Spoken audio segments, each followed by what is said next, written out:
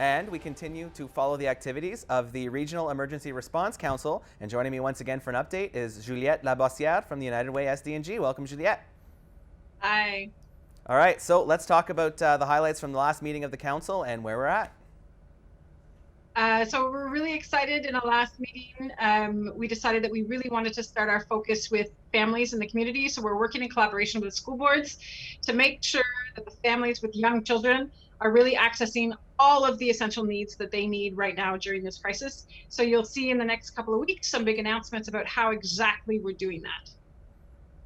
Excellent. And I know one of the themes of those meetings as well was the help that's out there in the community and making sure that everybody from community partners and agencies to the general public know where to reach out for help.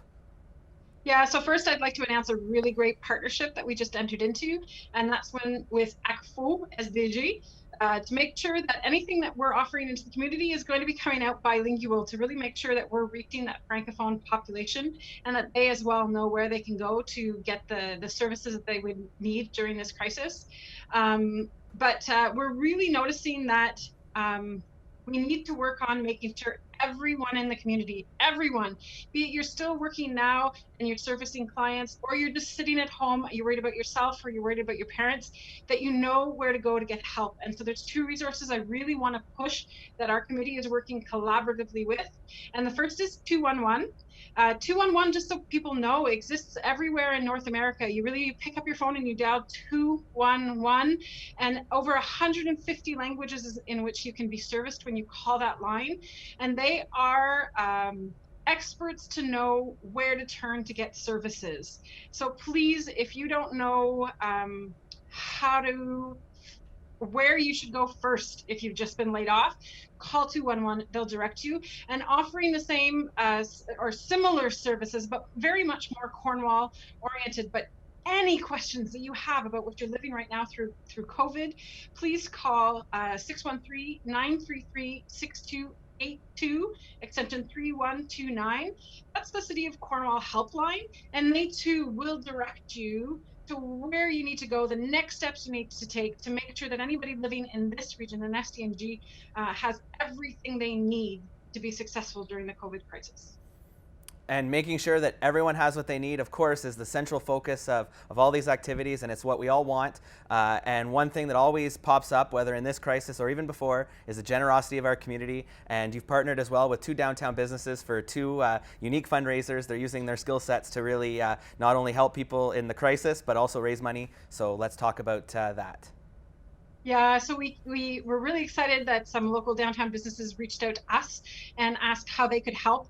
And we have Love and Lee with the Homebody sweatshirt project. And so it was online. You could order a sweatshirt, #Homebody. Proceeds from those sweaters are going to be coming back to us.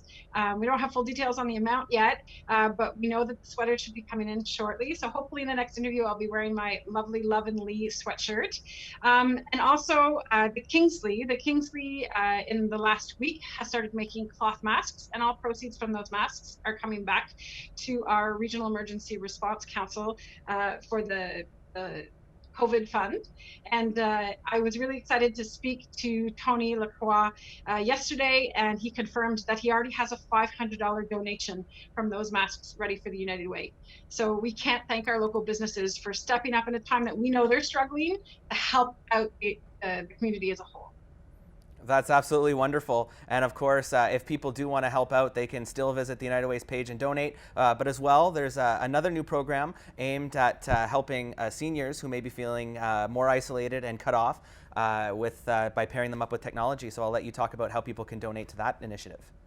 Yeah, so I think it's important to point out that this originally started with intentions only for seniors and to seniors' homes, but we quickly found out through our council that there's also a need beyond that and in other segments of our population to have access to a phone or a tablet just to get all of the online resources that are currently existing.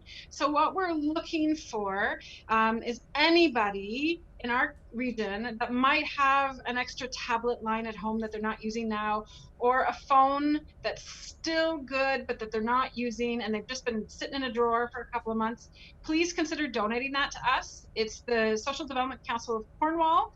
You can go to their website or their Facebook site for more information. They're doing the collection of those, and we're also looking for businesses or individuals in the community that have the ability to make sure those are all cleaned out, formatted, and ready to be used. We know that so many of us are using technology to stay connected with family and friends. We want to make sure that no one's being left out of that, and especially if that technology is what they need to access mental health support beyond their family, like actual with any of the clinics that are still open in town. We're doing everything virtually now, so it's important to have the tools to be able to access the programs that you need. So quickly and finally, how can people donate to that? Or if somebody is in need, how can they reach out to access some of those donated items?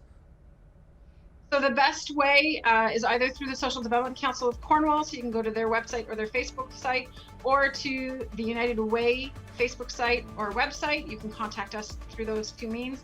And for financial donations, we are still accepting donations through the United Way website. So unitedwaysdg.com, and just click the link to COVID.